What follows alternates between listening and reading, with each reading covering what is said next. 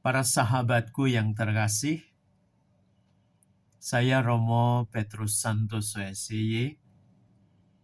Pada kesempatan ini ingin memberikan kesaksian. Kesaksian tentang betapa bangganya saya menjadi orang Katolik. Tentu ketika saya melihat perjalanan hidup panggilan saya sebagai orang Katolik, ada banyak sekali peristiwa di mana di setiap peristiwa atau momen itu saya benar-benar bisa melihat proses yang terjadi di dalam pertumbuhan iman saya ini. Kisah saya awali dengan peristiwa pertama ketika saya dibaptis.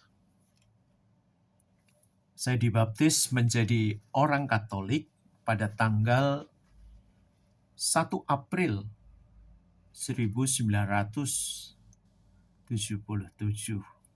Artinya, saya dibaptis saat saya masih bayi. Nah, kemudian ketika saya menginjak remaja, saya pernah bertanya kepada bapak saya, mengapa saya menjadi orang Katolik? Dan jawaban yang diberikan oleh bapak saya adalah, saya memberimu hal yang paling baik. Saya mewariskan iman yang paling baik. Dan itu adalah iman Katolik. Jawaban yang diberikan oleh bapak saya ini tentunya menumbuhkan rasa bangga di dalam diri saya. Bahwa orang tua saya telah memberikan atau mewariskan kepada saya hal yang sangat berharga, hal yang sangat bernilai. Mungkin dalam bahasa kitab suci bisa disebut sebagai harta yang terpendam, mutiara yang sangat berharga. Orang tua sudah mewariskan kepada saya mutiara yang sangat berharga itu, yaitu iman Katolik. Maka di saat remaja, sudah tumbuh di dalam diri saya ini, bagaimana saya harus memelihara dan mempertahankan iman yang sudah diwariskan kepada saya ini. Dan warisan iman ini sebagai pilihan yang paling baik yang sudah diberikan oleh orang tua saya. Maka kemudian dalam diri saya ada semangat yang begitu berkobar-kobar. Dan saya ingin supaya iman saya ini bisa bertumbuh dengan baik. Atau dalam bahasa kitab suci, saya menggunakan istilah supaya iman yang saya yakini, yang saya percaya ini, saya kemudian di tengah dunia bisa menjadi garam dan terang dunia. Bagaimana proses itu terjadi dalam diri saya? Saya akan mulai pada tahun 1991, tepatnya di bulan Desember. Pada saat itu, saya ikut tes masuk seminari. Dan ada 2 orang yang mewawancarai saya. Orang pertama adalah Bapak Yakobus Sumardiono. Kemudian orang yang kedua adalah Romo Matteo Soekarto. Saya masih ingat pertanyaan yang diberikan kepada saya sangat singkat dan waktunya juga sangat singkat. Pertanyaan adalah, mengapa kamu mau masuk seminari? Dan jawaban saya adalah, saya ingin menjadi orang suci. Jawaban saya ingin menjadi orang suci karena ada kisah di baliknya. Ketika saya masih kanak-kanak, saya itu membaca semua kisah sahabat-sahabat Yesus. Dari seri yang pertama sampai seri yang ke-17. Buku ini berkisah tentang sahabat-sahabat Yesus, berkisah tentang orang-orang kudus. Semua kisah dari orang-orang kudus ini saya baca. Dan ternyata tumbuh dalam diri saya keinginan untuk menjadi orang kudus. Sama seperti sahabat-sahabat Yesus itu. Maka kisah dari sahabat-sahabat Yesus ini sering saya baca. Bahkan ketika saya ada di seminari, saya membacanya lagi. Kisah dari sahabat-sahabat Yesus ini yang dikenal sebagai orang-orang kudus. Lalu hal lain lagi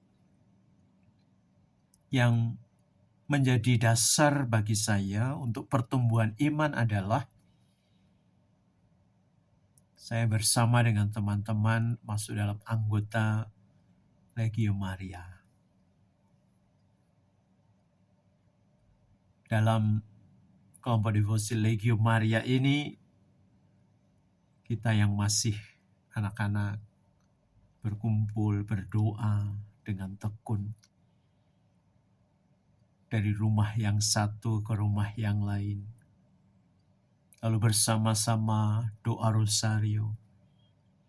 Lalu mendapat tugas dari para perwira untuk mengunjungi orang sakit.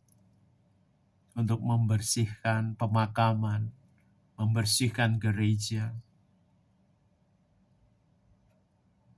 Dalam peristiwa seperti itu, kedekatan saya dengan Bunda Maria secara alami terbangun dengan baik. Itulah sebabnya relasi saya dengan Bunda Maria seperti relasi antara seorang anak dengan ibunya. Bahkan ibu saya sendiri, mama saya, memberikan contoh yang luar biasa hingga saat ini.